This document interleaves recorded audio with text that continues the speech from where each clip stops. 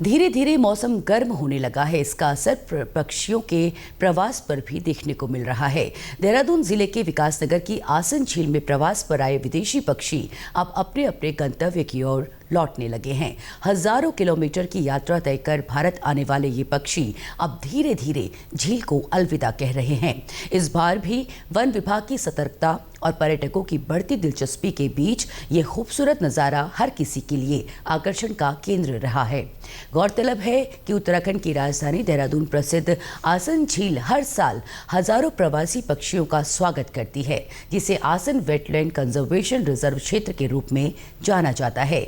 यहाँ हर साल रूस, साइबेरिया, मंगोलिया और मध्य एशिया जैसे ठंडे देशों से आए पक्षी यहाँ ठंड के मौसम में शरण लेते हैं और मार्च अप्रैल आते ही गर्म इलाकों की ओर लौटने लगते हैं। इस बार भी यहाँ ग्रेलेग गूज, जो कि यूरोप और साइबेरिया से आती है, रेड क्रेस्टेड पोचार्ड, जो रूस और मध्य एशिया की झीलों से उड़ान भरती है, और नॉर्दर्न पिनटेल, जो साइबेरिया से आती है, समेत कई प्रजातियां देखने को मिली हैं। इनके अलावा कॉमन टील, गढ़वाल और शॉवलर जैसी प्रजातियां भी यहाँ खूब देखी गई हैं।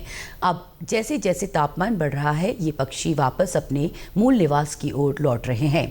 वन विभाग की माने तो हर साल बड़ी संख्या में विदेशी प्रवासी पक्षी यहाँ आते हैं। इनके लिए खास निगरानी रखी जाती है, जिससे इन्हें किसी तरह की परेशानी ना हो। साथ ही पर्यटकों को विदेशी पक्षियों के लिए जागरूक करने के साथ ही गाइड के जरिए उनका ध्यान रखा जाता है। जैसा कि आसन कंजर्वेशन रिजर्व हमारे वेटलैंड क्षेत्र में माह अक्टूबर में पक्षियों का प्रवास होना शुरू होता है, जिसमें प्रवासी पक्षी आते हैं।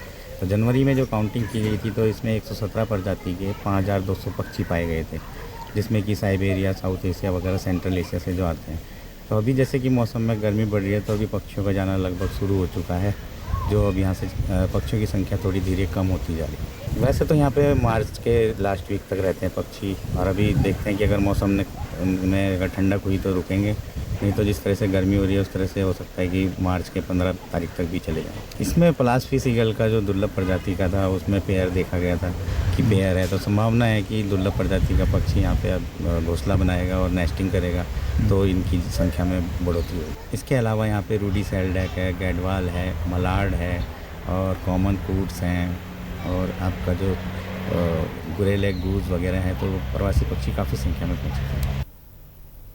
वहीं पक्षी प्रेमियों और पर्यटकों की यहाँ खूब आवाजाही रही। लोग दूर दूर से इन पक्षियों को देखने और उनकी तस्वीरें खींचने पहुंचे। उन्होंने बताया कि यहाँ आकर पक्षियों को देखना वाकई एक अनोखा अनुभव है। आसन झील का नज़ारा बेहद खूबसूरत लगता है।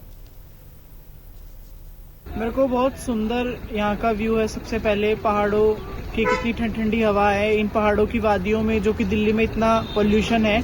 यहाँ पर बहुत रिलैक्स, मन को एकदम शांत, स्ट्रेस फ्री सब कुछ छोड़ के हम यहाँ पर आए हैं, और मतलब मेरे को लगता है यहाँ पर सबको आना चाहिए।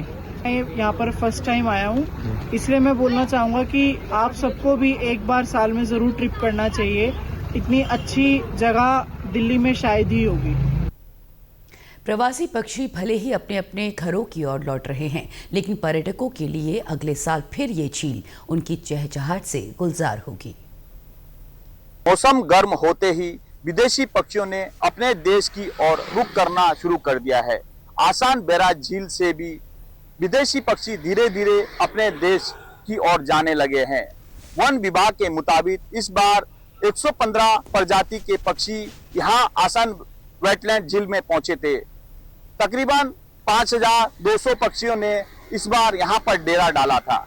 विकासनगर से डीडी न्यूज के लिए महेंद्र सिंह तोमर।